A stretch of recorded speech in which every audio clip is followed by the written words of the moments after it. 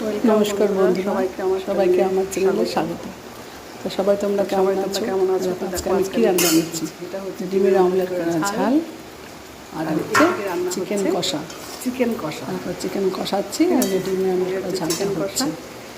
আর এদিকে আমার মেয়ে আজকে রান্না করবে বলে সাদা ভাত, আর আমার মেয়ে আজকে রান্না করবে চিকেন দিয়ে পোলাও। রান্নার জন্য ও এখন চাল ভিজিয়ে রেখেছে, আর হচ্ছে চিকেন হচ্ছে চাল ভিজিয়ে রেখেছে, আর হচ্ছে এখানে চিকেন ম্যারিনেট করে রেখে দিয়েছে, আর ভেজেছি ঝুরি আলু ভাজা আর নোটে শাক ভাজা। ঠিক আছে, এই হচ্ছে আজকে আমার দুপুরের রান্না।